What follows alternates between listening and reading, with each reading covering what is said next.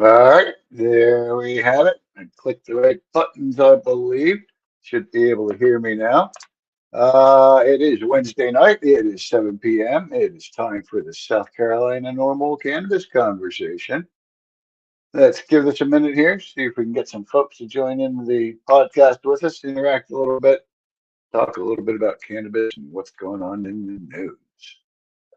Let me just look, make sure connections are where they're supposed to be. Everything seems to be good. How do I get that to go away? Sorry, looking at little things on this interface here. Um, yep, okay. Live streaming all of our places. Let me go ahead and start with our disclaimer as we normally do. I see we've already hit 7:02. So let's go ahead and start with that. As always, all of our meetings are an environment of education and awareness and are not an open market for the sale, purchase, or distribution of cannabis. We do not encourage or condone illegal behavior of any kind. Also, at this time, we'd like you to remind you to visit our social media. We do post to Instagram and Twitter at SC Normal. Search us out on Facebook at South Carolina Normal. And also, you might find two, if you do a search, two South Carolina Normal YouTube channels. Pick the one with the higher subscribers. It's like 160 or so right now. I think the other one has two, something like that. So don't forget to subscribe. And when you do subscribe, click that the bell icon, to get reminders and notifications when we are getting ready to go live. Also, if you're over at our website, don't forget to, what button was that? Support our sponsors. Go to the About Us drop down. Down below there, you'll find a link over to our sponsors. And go ahead and if you're in the area where they are, or if they are an online presence, please support our sponsors as they help support what we do to try and reform marijuana laws here in South Carolina. All right, let me click that one off too. Peak of time. We're at 7:03 already. Man, time is flying. Give me 1 second. All right. Um, I'm actually, you'll surprise anybody that's a regular participant in our podcast. I actually have an agenda kind of like done up today. Took a little time looking at some of the headlines. Picked three that I thought were kind of important to talk about tonight. Found a fourth one that I sort of threw in at the tail end on my, didn't throw it into the agenda, but I have it on the tab here on my other screen. We may talk about that depending on how things go.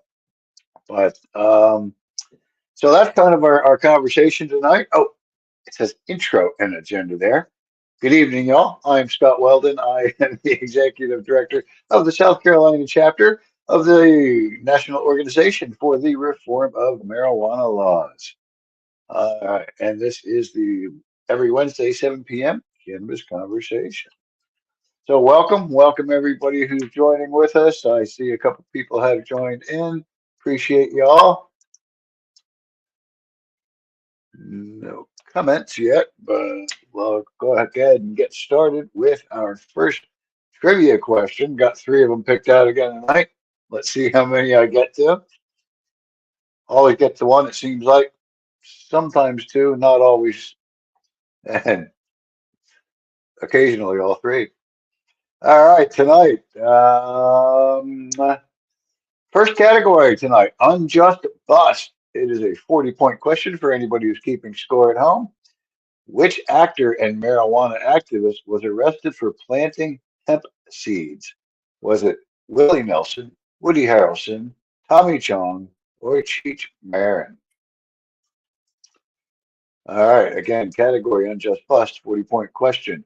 Which actor and marijuana activist was arrested for planting hemp seeds? Was it Willie Nelson, Woody Harrelson, Tommy Chung, or Cheech Marin? If you have a guess or want to or know the answer, leave it there in the comments. We'll go ahead and get to that in just a second. I do usually like to take a moment, at least on our first trivia question, to remind you folks out there that our trivia questions are a sponsor opportunity. If you wish to have your business mentioned on our podcast, contact us through the contact page on our website, scnormal.org, and we can let you know how to sponsor a trivia question. All right, let's kick it over to the trivia answer. I don't know why I saw the agenda up there. Trivia question tonight again. First category, unjust bust, 40-point question. I'm not seeing any guesses in the comments yet. Which actor and marijuana activist was arrested for planting hemp seeds? Was it Willie Nelson, Woody Harrelson, Tommy Chong, or Cheech Marin? And the answer on that one is Woody Harrelson. Let me tuck this away on the back of the deck so I don't grab it again and ask the same question next week. You'd be surprised, maybe that happens. Might not be surprised. All right.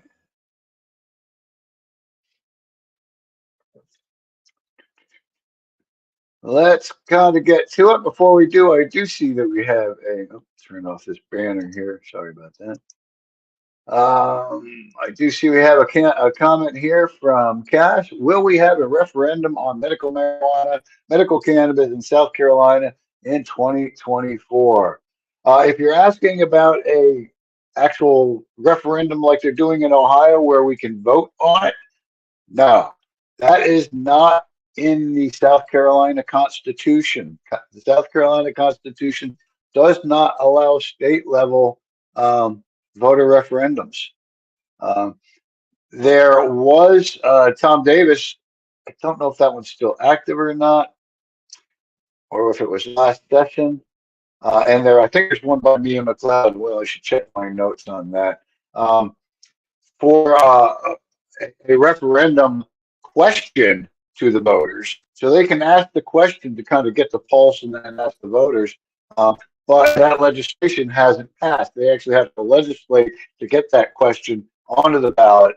And let me kind of check. Oh, I restarted my computer, so let me go and reopen this real quick. I believe Mia McLeod, I can give you the bill number in just a second here. Open recent.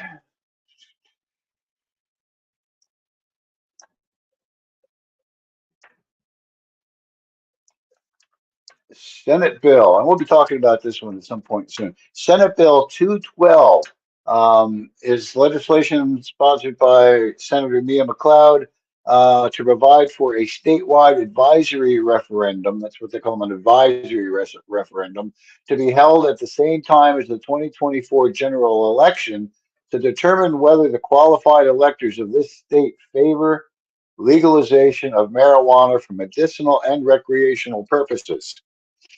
So this bill, if you go out to scstatehouse.gov, you can search the bill S212. I'm going to kind of do that on another tab here real quick. I'll tell you what the results on that are, or where it is at the moment.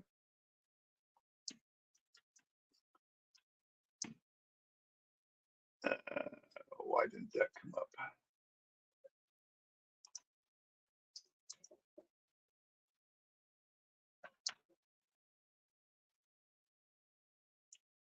There's a space in it. Okay, Senate Bill 212 was pre-filed in November of 2022, referred to the Medical Affairs Committee. Wow, actually introduced and read for the first time on January 10th. Oh, that's right. Let's let they do that of 2023, and then referred to the Medical Affairs Committee, which is where it sits. There's been no movement on that. To try and even get any movement on that would be a matter of trying to get the Medical Affairs Committee or the chair of the Medical Affairs Committee to agree to have a hearing on it, and take a vote, do something, acknowledge it. A lot of times these bills are sponsored by uh, someone in a party other than the party of the chairperson, and the chairperson never seems to see those bills, never seems to acknowledge them. Um, uh, Mia McLeod was a Democrat until about a year ago, until she refiled as an independent, I believe, a year ago. Um, but sorry, that's kind of the long answer to that, Cass. I didn't mean to ramble on about it. But that's kind of where we are with that. Is there is a referendum to ask the question, an advisory referendum to ask the question. There's legislation for that, but the legislation is floundering. It'd be awesome if we could push that through. Actually, that'll be a piece of legislation that we'll be talking about at our rally on January 17th at the State House. And I'm working on my invitation right now. That's kind of why the notes are handy here. I'm working on invitations out to legislators that have sponsored medical or has sponsored cannabis legislation here in the state to speak at our press conference and kick off our lobby day, kick off our rally. Um, Mia McLeod is one because she does have a Senate Bill 211. That one is to actually remove marijuana from the state's Schedule 1, basically legalizing at the state level, and also then her advisory referendum bill. And then we have a number of other legislators out there. I hate to admit it, but almost all of them are uh, of the party other than the controlling party. So they're Democrats or independents. We do have two on the list that are Republicans. At least, let me look. Let me look. Tom Davis, obviously, Senator Tom Davis. Now, I don't know if Senator Tom Davis would come and speak at our event because our event is focused more on harm reduction through decriminalization. I do know that he's stated publicly that he's looking only to get medical and is looking for nothing more than that. And of course, decriminalization is what they call the next stepping stone. And we just feel that nobody should be arrested for simple cannabis possession. You know, make it a civil citation at the most, a little traffic ticket, $25. Um, we advocate for a no fine, no time, no court cost. But so there would be Tom Davis, who's on our invitation list, and also Senator Bill Herb Kurzman, who is, I'm sorry, Representative Herb Kurzman, who filed the companion bill of the South Carolina Compassionate Care Act in the House, um, which again I believe still sits in their committee over in the House. Um, but he's also co-sponsored on. Let me check my notes. There was one I thought was interesting that he co-sponsored on. Um, Representative J.A. Moore's decriminalization bill. So we might have an option of having Representative Herb Kurzman speak on decriminalization as a co-sponsor to that other bill. As some of y'all, I know I'm going off track to what I said the agenda was tonight, but your question kind of got me going here. Because we are having a press conference and lobby day coming up in January. And last year, I tried to get as many Republican leaning speakers because that's the controlling parties and governor in our state. We're a trifecta Republican state. Tried to get as many as I could to come out and speak with us. I get nobody. I hate to say it, I get nobody. This year, I'm going back to anybody who's sponsored legislation. They're on the guest list, the invite speaker list. Anyway, thank you very much for that question. Let me kind of see if I get back on track. As I mentioned, I made a little agenda for tonight. Let me go ahead and share the first link I'm going to be sharing with you. Our first topic tonight in the headlines, retiring Congressman Blumenauer. Let me kind of get the link dropped in there for you. and then I'll pull it up and share it on screen.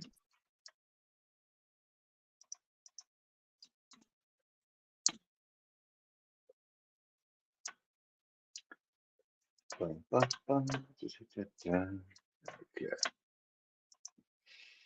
Bring this up here, share screen.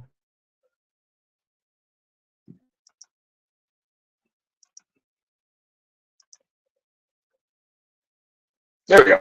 All right. Lawmakers and advocates celebrate marijuana reform legacy of retiring Congressman Blumenauer, pledging to carry his work forward. That just came out yesterday. I believe it was 2 days ago you announced, but let me double check that. We'll kind of go over the story with you a little bit. And half a century advocating for marijuana reform, including 27 years representing Oregon's 3rd District in Congress. Representative Earl Blumenauer, a Democrat out of Oregon, announced on Monday that he will not be seeking re-election next year. The congressman, founding co-chair of the Cannabis Caucus, an architect of the federal marijuana legalization blueprint, quote unquote, has earned the respect of advocates, stakeholders, and lawmakers across the aisle as he's worked to navigate challenging waters on Capitol Hill, where even modest cannabis legislation has consistently stalled despite the ever-growing state legalization movement and increased voter support. Man, I got so many ads on this thing. Those congressional waters remain stubbornly volatile. Even a bipartisan cannabis banking bill that moved through the Senate committee last month is on pause as legislators reassess political dynamics in the GOP-controlled House. The GOP-controlled House, which has a new anti-marijuana speaker, Mike Johnson, Republican out of Louisiana. We will be talking a little bit more about Mike Johnson in one of our next segments here. Blumenauer's pending departure from the House has left them wondering who might take up the mantle. Yeah, I'm kind of wondering that myself. And who's really going to spearhead the efforts? There are several other bipartisan leaders on the issue, but none who can necessarily tout the same credentials and history as the Oregon congressman. Besides sponsoring legislation, Blumenauer has also led to the charge to hold administrations of presidents of both parties accountable to the public, and the majority of which is already disbanded with prohibition. Yes, the majority of the states have already disbanded with this prohibition. Quote, I'm proud that more than 50 years I have championed the effort and to end the failed war on drugs and decriminalize cannabis. Sorry if I'm kind of laughing here in a second, but 50 years. People say, well, why didn't this president do it? Why didn't that president do it? And there always seems to be some reason why, legislation doesn't move forward. Actually, one of the other articles will talk about some of the priorities that are ahead of cannabis. I have helped make cannabis reform a mainstream position in American politics and am involved in every successful state legislation initiative. We have set the stage for the final steps of legalization and racial justice, unquote. This was from Blumenauer in his press release. All right, let me just take a peek here. The congressman who helped enact decriminalization in Oregon during his time as a state legislator a half century ago also said he's not stepping away from the issue after his term ends next year. He pledged to continue championing common sense policy, strategizing on federal legislation with industry and impacted communities. What that kind of outside advocacy looks like as of yet is to be seen.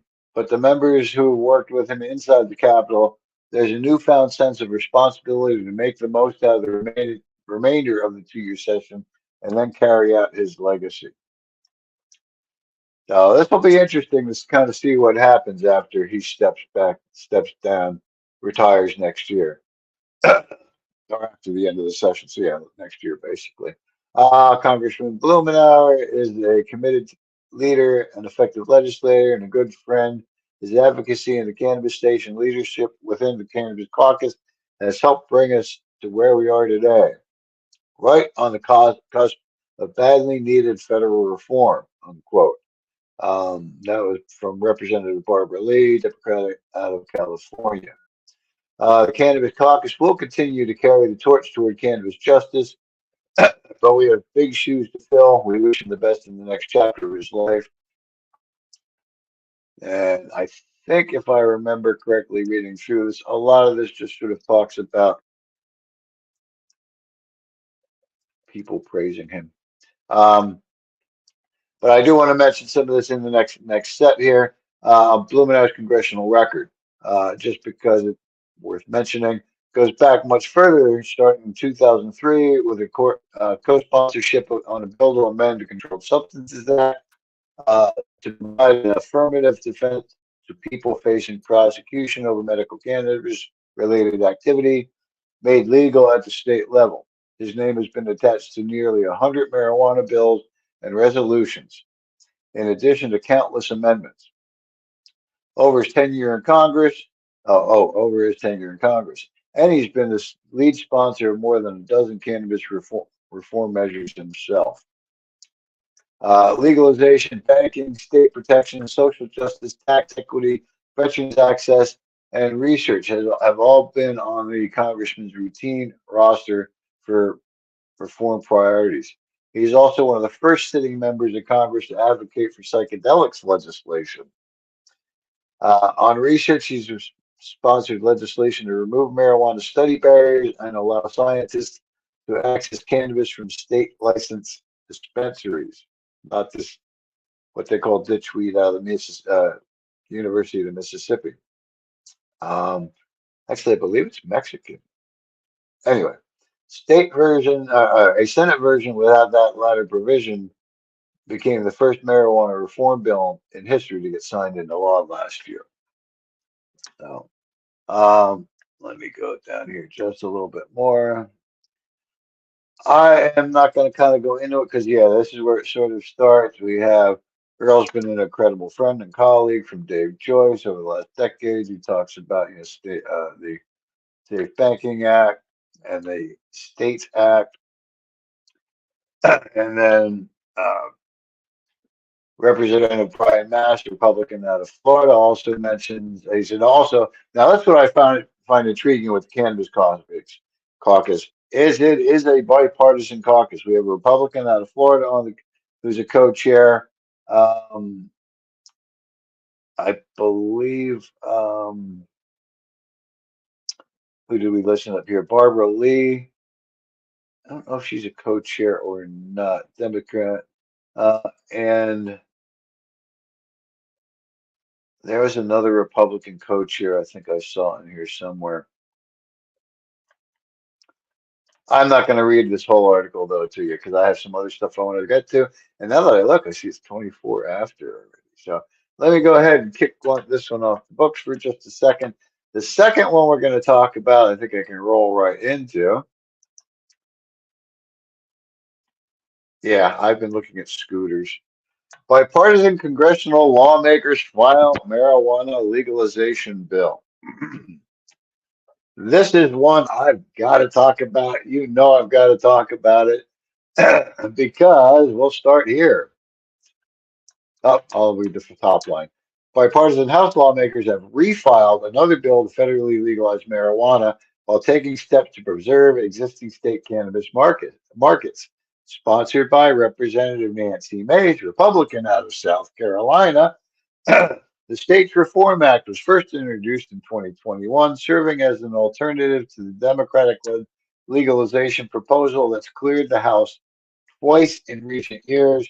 At that time, Mace's bill only had GOP co sponsors. Excuse me.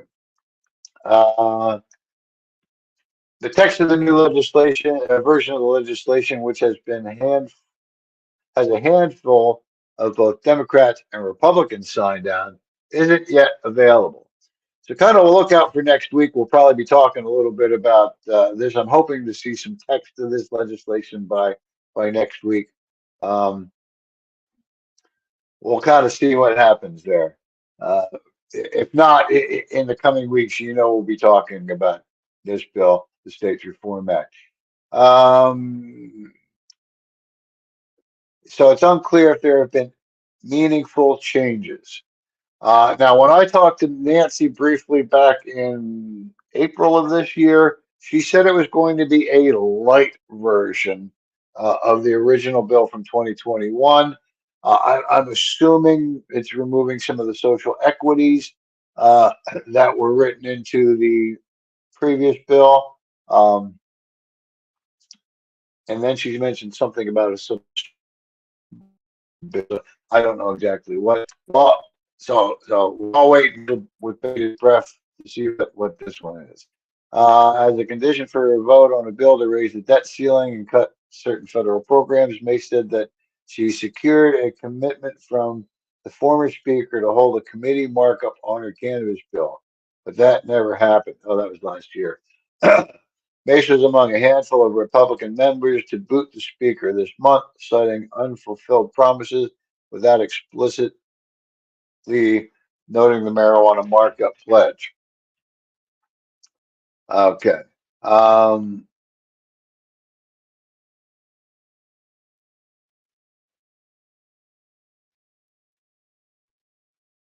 oh, that's why I missed it up here. I was talking about McCarthy, Kevin McCarthy.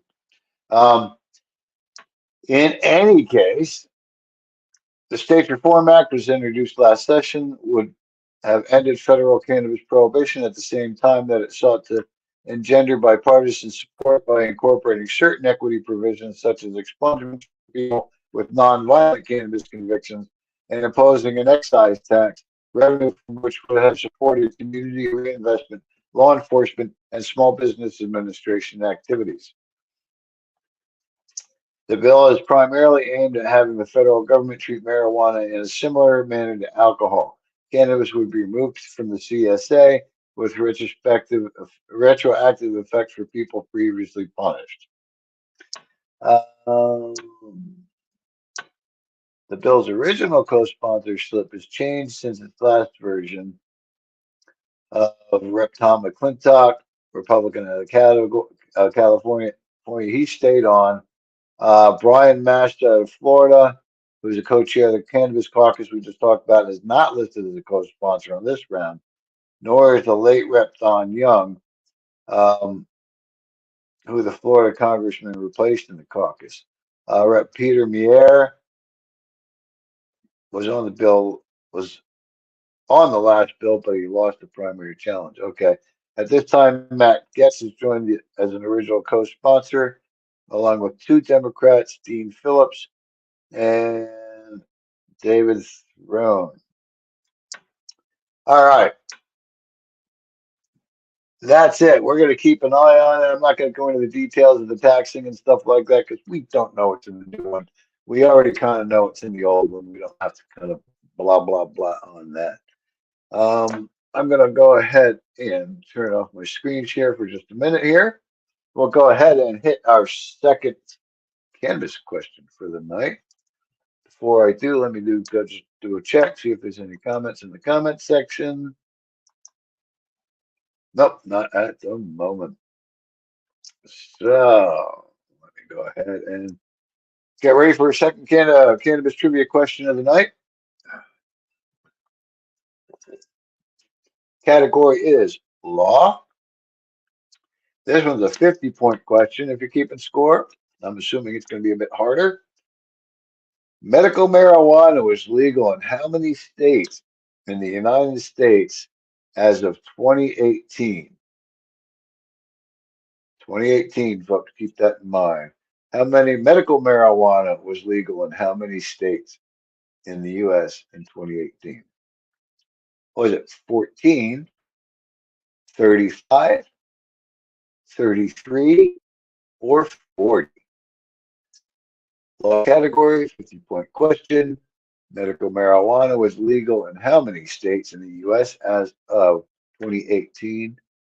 Was it 14, 35, 33, or 40? If you have a guess, leave it there in the comment section. We go over, see if we're getting any guesses tonight. No guesses at the moment. All right, let's go right back here to our answer. I'll read it through one last time. The law category 50-point question. Medical marijuana was legal in how many states in the U.S. as of 2018? 14, 35, 33, or 40? And the answer to that is 33. Medical marijuana states legal in 2018, 5 years ago. What's the number now, y'all? 38? 38.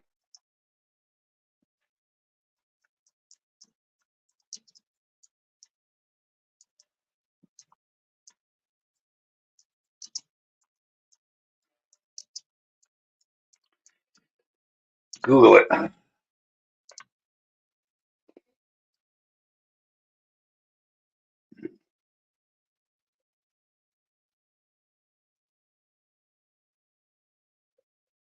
Where's the list?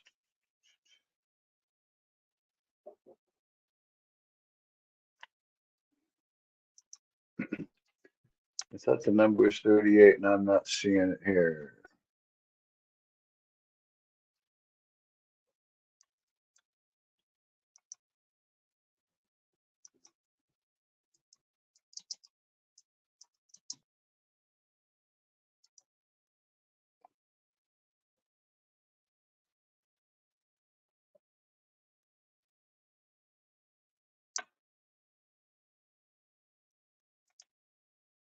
Maybe Wikipedia will tell me because I am clueless right now. Uh, 38. Okay. I wasn't totally clueless. Currently 38. 5 years, they added five medical states. Um, Mind you, I've got to say that where are we at on the recreational? 22? 23? Don't know. All I know is I'm in South Carolina. They're arresting people for hemp.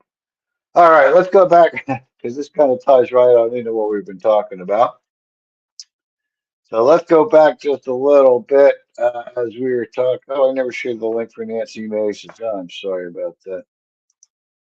If you're interested in the Nancy Mace information,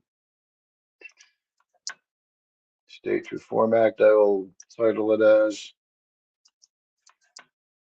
Drop it in the comment section here for y'all.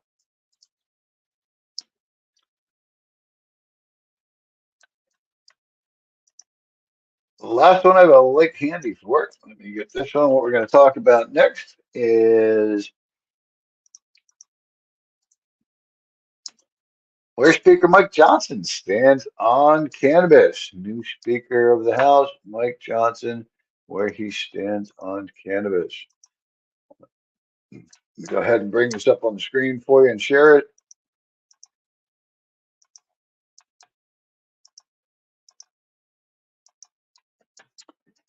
All right. Actually, this kind of answers the question, doesn't it?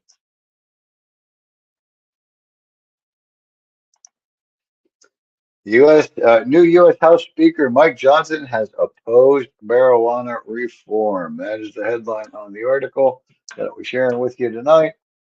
This is out of MJ Biz Daily. I'm trying to not share everything just out of marijuana moment all the time. There was a story over on Marijuana Moment on this same exact subject. But like I said, I like to switch it up just a little bit. So here we have new Speaker of the House, uh, just signed in on Wednesday, chosen on Wednesday last week. This came out the 25th. Hard right conservative Mike Johnson, chosen by House Republicans on Wednesday to be the chamber's new speaker, has been a staunch opponent of marijuana reform in Congress. The elevation of the of the socially conservative Louisiana Republican might bode ill for long-awaited marijuana reform bills such as the Safer Banking Act, which has passed a key committee in the Democratic-controlled Senate in September. Other speaker candidates who had previously vied to replace ousted Kevin McCarthy, including Jim Jordan of Ohio and Steve Scalise of Louisiana, had similar records. First elected to the House in 2016, Johnson had an F rating from NORML, the Washington, D.C. based marijuana advocacy group. Johnson voted against the Medical Marijuana and Cannabidiol Research Expansion Act that President Joe Biden signed into law late last year. He also twice voted against the Safe Banking Act, the predecessor of the Safer Banking Act. He did that in 2019 and 2021. Despite repeat passage of the banking legislation in the House under Democratic control, the lower chamber will need to pass safer banking in some form for the bill to reach Biden's desk this time around. In the past, Johnson, a staunch Christian, has opposed marijuana legalization on religious grounds. In addition, Johnson, whom former President Trump heartily endorsed as his preferred choice to lead the House, also voted to overturn the 2020 presidential election results. Johnson's opposition to marijuana reform might signal possible trouble for the Biden administration's efforts to reclassify marijuana as a Schedule III substance, the same category as Tylenol with codeine 3, rescheduling it from Schedule 1. In October 2022, declaring the country's marijuana laws failed policy, Biden directed federal agencies to review marijuana status under the Controlled Substances Act. Moving marijuana to Schedule 3 would resolve most cannabis businesses' federal tax woes, as the controversial Section 280E of the Internal Revenue Code would no longer apply. As you know, won't solve people getting arrested for simple cannabis possession. Johnson has also spoken against legalizing medical marijuana. As the new House Speaker, the Congressman has a long list of priorities before the House can turn to marijuana banking. So that's what we were talking earlier about prioritizing in these different legislative bodies. Who gets to prioritize what happens when, where? Similarly, in these committees, it's the chairperson of those committees that prioritizes what gets heard, what doesn't get heard, what moves forward, what doesn't. So Mike Johnson could be an issue for us as far as trying to move forward medical or any kind of cannabis reform law. Pressing business for Congress includes foreign aid package that includes help for Ukraine and the Israel-Hamas war, as well as spending bill to avoid the looming government shutdown. A temporary spending bill that McCarthy managed to pass in September expires on November 17th. Just around the corner there, folks, about 2 weeks out. So that was that one. I'm actually kind of surprised at some of the timing on this. Nancy got her bill out, it seems like right under the wire before the new speaker may have said, maybe you shouldn't. We'll see. We don't know. I mean, Nancy been kind of known to reach across the aisle on certain things and be a bit of a rebel, maybe is the word I'm looking for, in some cases. But let's wait and see what the text of that new legislation is. All right. I got one more thing I wanted to kind of bring up, depending on how long we took on Nancy. I'm not seeing any comments in the comment section at the moment about the new States Reform Act or what your thoughts are on that. But keep an eye out in the next week or three. Hopefully, we will get some more info on that. The other thing I wanted to kind of bring up a little bit tonight is We've had a couple of raids on hemp CBD shops across the state that we've been contacted about a couple of them. I believe one was Greenville, another one was in Columbia. There may be others we don't know about at this point. But I wanted to bring up this High Times article that I just saw. I believe it came out just today. Um, Law enforcement won't stop raiding hemp shops. Now, this is out of Texas. Texas law enforcement won't stop. When Congress legalized industrial hemp in 2018, it prompted a tidal wave of CBD-based products while also eliminating a front in the war on drugs. But in Texas, some local law enforcement officials continue to fight the old battle, as a report this week on the Dallas Observer highlights.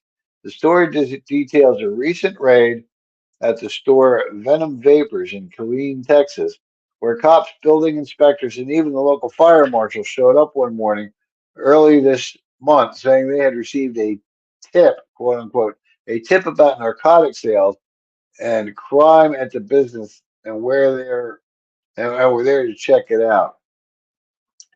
It was a shock to the store's owner, Kyle Brown, who recounted the unwelcome visit to the Observer.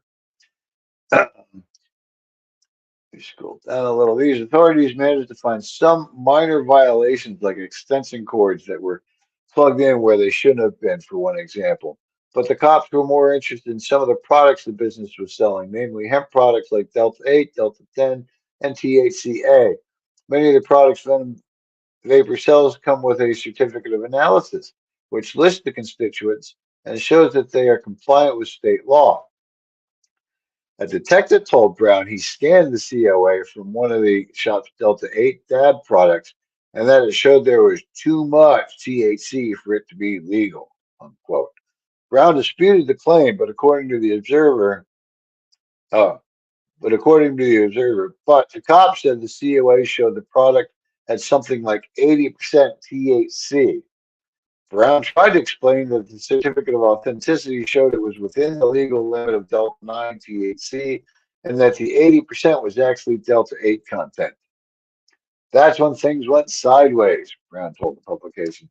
They didn't take the certificate of analysis for what it was, but instead turned it around and used it against us. That was very alarming.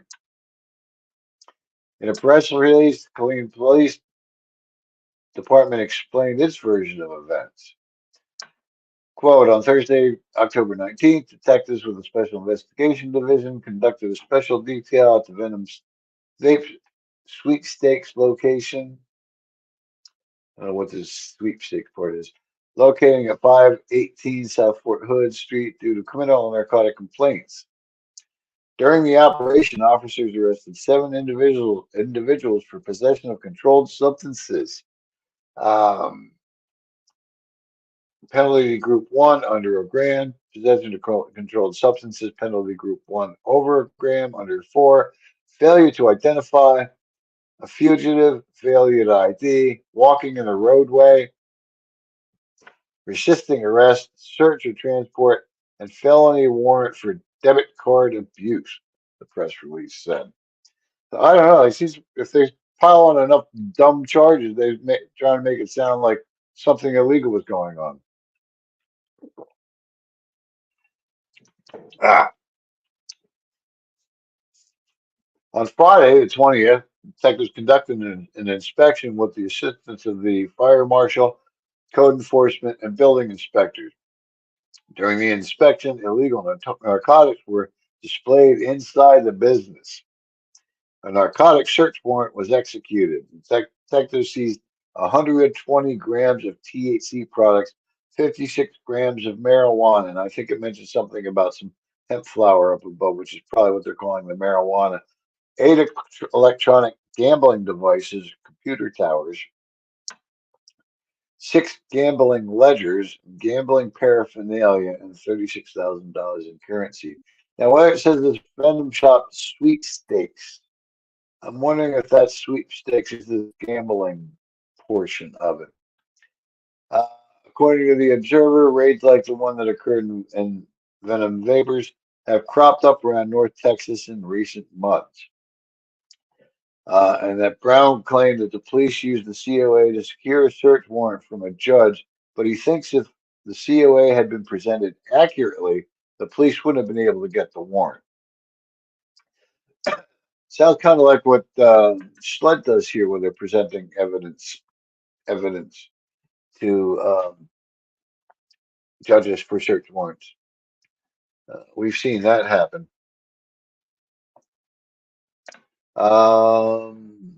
Where was it? Police confiscated all the Delta 8 products, some Delta 8 and Delta 10 hemp flour, and some THCA pre-rolls. They took over 36,000 from the business as evidence and 8 electronic. Okay, we're going through that same stuff again. Gambling machines that they say are being used for illegal gambling. The dispute calls to mind another recent story. Okay, they're going to go into some other stories. This calls to mind the recent stories of what's been going on with uh, here in South Carolina, with SLED and local law enforcement uh, trying to base their raids and warrants on the Attorney General's opinion letter from back in about 2020, if I remember, his opinion letter came out.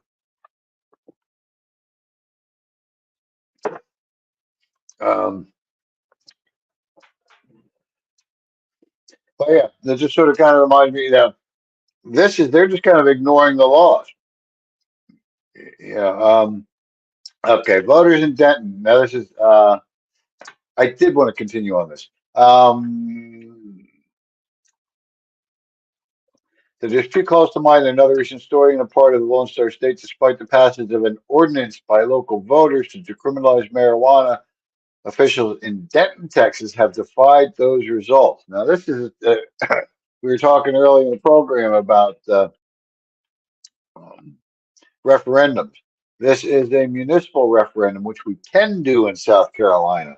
They had a municipal referendum here to decriminalize marijuana. Voters in Denton, which is home to the University of North Texas, overwhelmingly approved the ordinance last year. But in June, members of the city council voted against adopting it.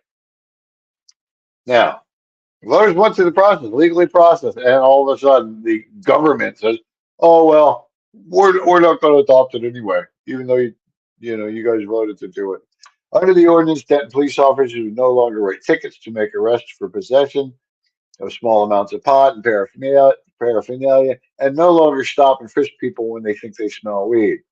But in February, Denton City Manager Sarah Hensley sounded the alarm at the implementation of the ordinance. Quote, I recognize the voters have spoken and I understand that, but we don't have the authority to implement those because the state law and the conflict, Hensley said. I do not have the authority to direct the police chief to not enforce the law.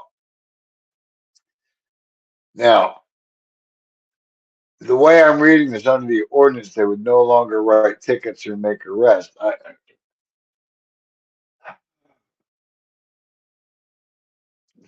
My understanding is you can have an ordinance that'll affect the penalty phase, which means they could still arrest if it's an arrestable offense, unless it's been, yeah. But at that point, depending on the ordinance can say, yeah, you can arrest them, but there's going to be no penalty for it. We're not going to fine them. We're not going to, put them in jail. We're not going to have court costs. So, you can arrest them, but it's going to end there. Which, why are you even wasting your time arresting them? Because basically that's what the decrim is. Just stop. Um, uh, and to no longer stop and frisk people when they smell weed. Now that's the other side of it, where uh, that's not the penalty phase. Stopping and frisking, or because they suspect, um, that's kind of separate legislation. That's when we had Dion Tedder on the other week talking about that. If they suspect you of the crime, if they have reasonable articulable suspicion, yes, I smelled marijuana. They reeked of it. They must have, just finished smoking, blah, blah, blah. They bagged it in their pocket and they really was strong. They have a right to stop you. They have a right to search you because you are now accused of a crime. Um, if they did find marijuana on you and it was a decrim ordinance in town, it would kind of like they confiscate it, and then you know usually it's either ticket you or just shoo you on your way. The no fine, no time, no court costs like we promote would be, yeah, they confiscate your weed and they'd say, get out of here, don't let me see you around your weed again. Something like that. Veiled threats. Um, so I don't know where this city manager says they don't have the authority. They do have the authority to no longer write tickets or to actually um, really make the arrest, confiscate it, shoo them on their way. Uh, the not stopping them because they smell weed, that's like I said, I don't think the ordinance could really do that. They're still in the process. It's not a penalty phase thing. Um, that's my understanding of it. If you have a different understanding of it, definitely drop it there in the comments. All right, I did want to kind of touch on that one just because it all sort of related to the arrest of the hemp shop, CBD shops here in South Carolina. Wanted to definitely talk about that a little bit. Let me close up some of these other things. Turn on my. We are running up toward the end of the clock here. I think it's 7:53 or something. My little agenda talks about director's corner and sign off, and um, so that's kind of what we're going to do. Get ready to sign off. I do want to throw a couple things out there under the director's corner kind of segment here. Volunteers, volunteers, volunteers. We always need volunteers. We're probably going to need volunteers on January 17th at the State House. Definitely need volunteers to come out and hold signs and during the press conference. Um, as many of you know, we lost our deputy director a while back, somebody who's passionate about advocating for cannabis. Uh, and we need to find another person with passion and to advocate for cannabis law reform, some energy, maybe a little bit. I got to tell you, that's where I've been lately. Is my ambition, my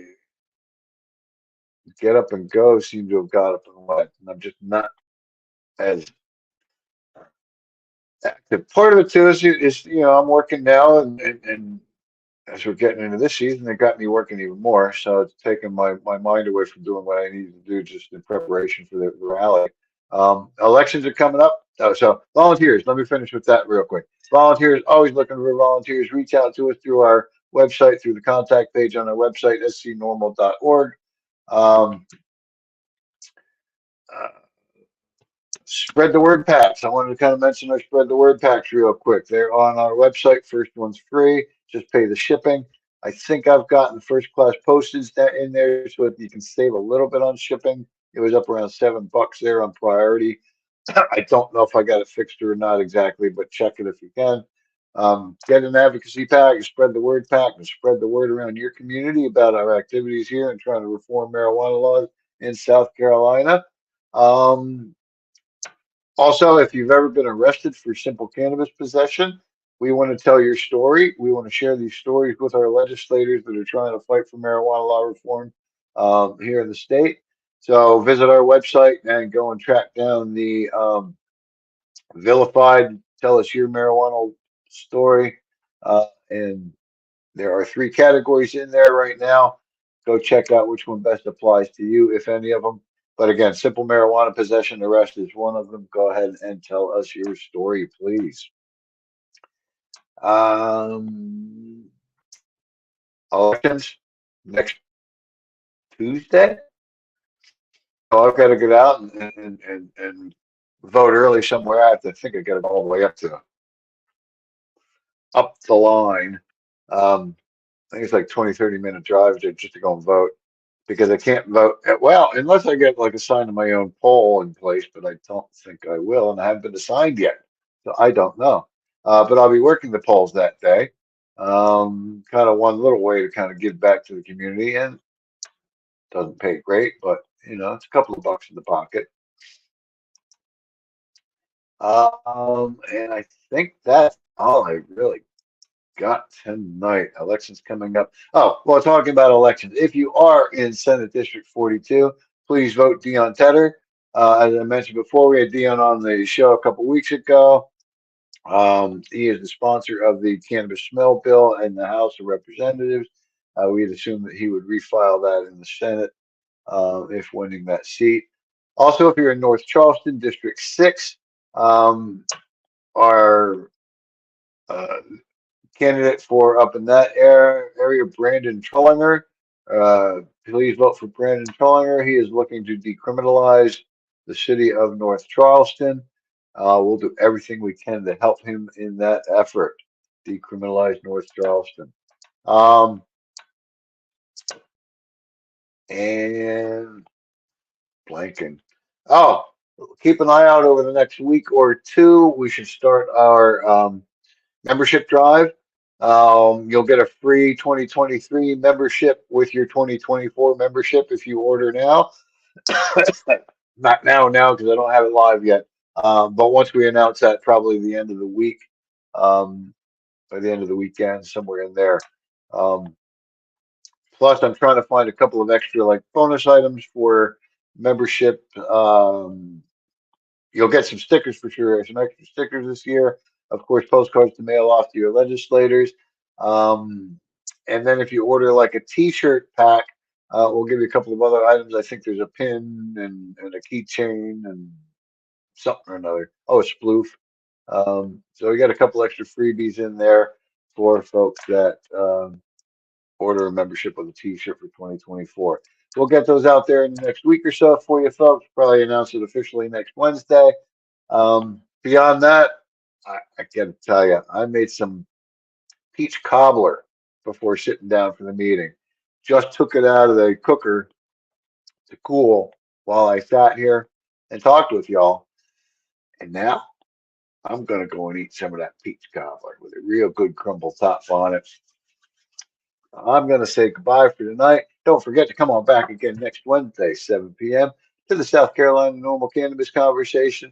I really appreciate all of you that have either joined in tonight or are watching on replay on YouTube. But again, thank you. I appreciate you all. Don't forget, if you haven't done it yet, mark your calendar, January 17th. Rally on the steps of the South Carolina State House right after our press conference. And share the word, spread the word, get it out there to your friends, especially on social media. Go over our website, share the event. I will get a kind of black and white plain paper flyer together shortly so that people can print it out on their home computer, hang around their neighborhood, or take them to the local vape shop. Something that can be done relatively inexpensively on a black and white printer, and try and get the word out. January 17th, 2024, at the South Carolina State House. Join us. Let's rally in support of cannabis here in South Carolina. That's it for me, folks. Have a great night. Bye now.